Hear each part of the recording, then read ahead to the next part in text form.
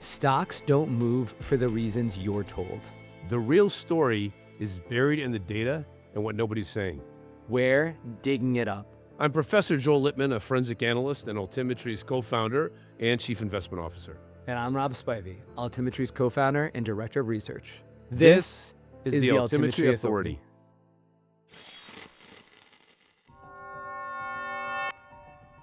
If you're sold on the big idea of space infrastructure, which clearly Rob and I and our team is sold on, right? And AI infrastructure, whether it's in space or not, on ground, and the power behind it, and we certainly are. How do we play it? Because it doesn't have to be SpaceX. Because even if everything SpaceX is doing works, SpaceX may not be the best investment, but it's the center of the boom that's going to have many, many other big winners that we think have a lot more upside to downside opportunity.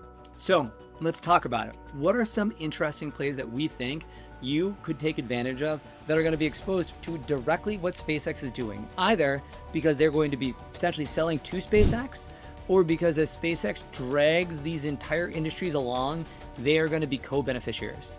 Well, so first, if you believe in AI infrastructure and the transformation we've seen in XAI and the idea that the one bottleneck that everyone is struggling to solve is this power bottleneck, and that's what Elon is doing that gives XAI such a great advantage, think about how do we build power infrastructure?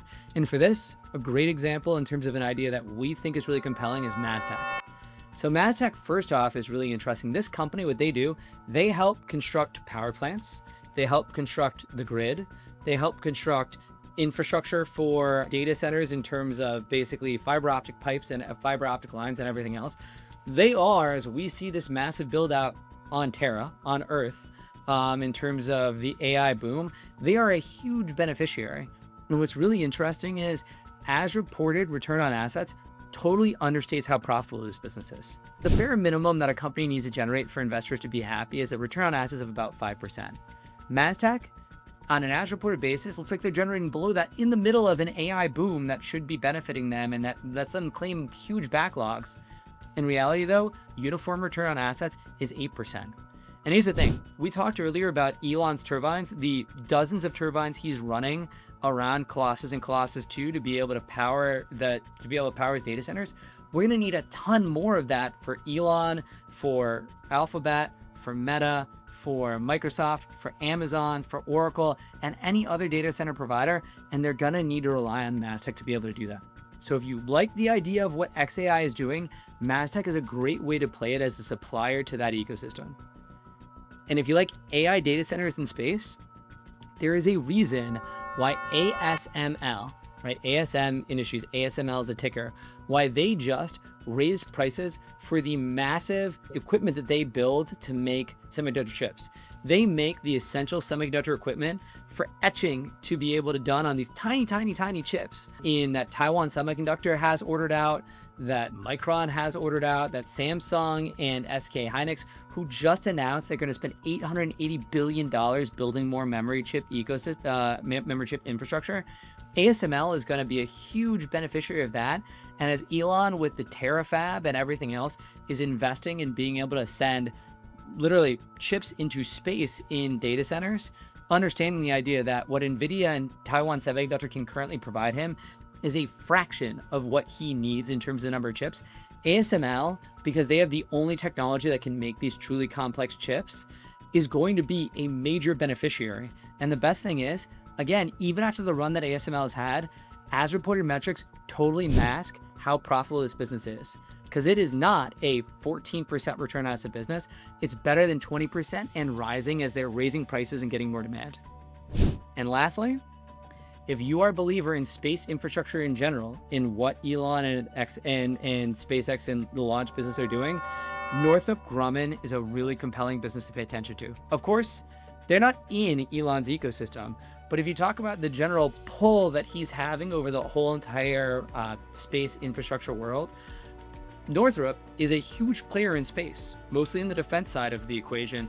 They had several launches that they did in the last year and a half that nobody even noticed that they are launching rockets just like Elon and just like SpaceX do. And Northrop, as space becomes a bigger part of their business, as governments have to invest more in space to be able to keep up with what SpaceX is doing, and also have to be able to do that to defend against the risks of China or Iran or some other North Korea rogue state attacking space infrastructure, Northrop is going to be a big winner, and the as reported metrics again don't reflect how profitable this business is.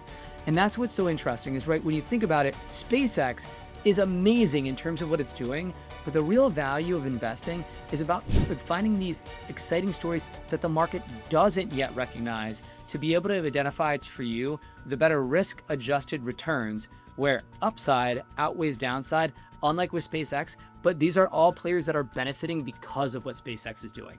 Sometimes, and even I would say often, the company that's changing the world, the one that's first there, is actually a worse investment than all the companies that are supplying it. So on the flip side, right, everybody isn't going to be a winner of this wave, even though the players that people have caught up on. Because the issue is, oftentimes when you see a story as big as data centers, AI, space ecosystem, and all of that tied together like SpaceX has put together, you get a lot of second order hype cycles that happen that really get things caught up on, and that is where people have to watch out. While the SpaceX IPO has people looking at space and AI as big booming areas, not everyone tied to it can be a winner.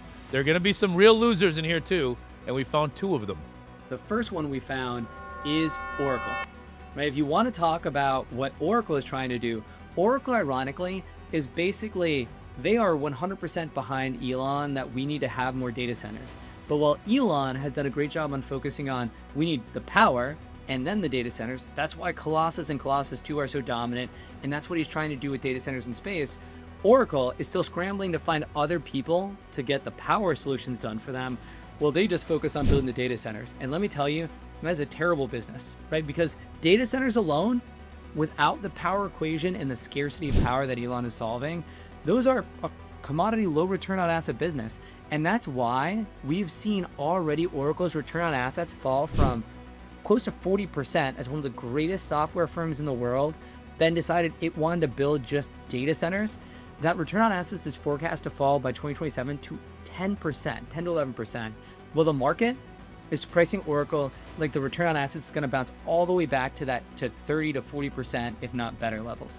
And this is the whole entire issue with Oracle, is Oracle isn't fully understanding what Elon and what SpaceX have figured out is that power is the real story here.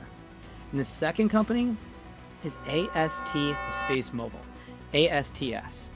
When you talk about that idea of direct to cellular that we talked about, half of the equation for the Starlink business, which is the idea of roaming, think AT&T or Verizon or T-Mobile, who they don't want to have to build all their cell towers where they don't have enough people to be able to use them.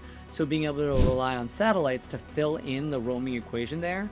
Well, that is the end all be all of ASTS's business model. And here's the issue. If you want to be AMD relative to Intel, you're going to be around for a long time, but you're not going to make a lot of money for being able to do that. And that's the analogy to think of here, because AMD was kept alive for 2 decades before they leaned into GPUs and really rode the GPU wave.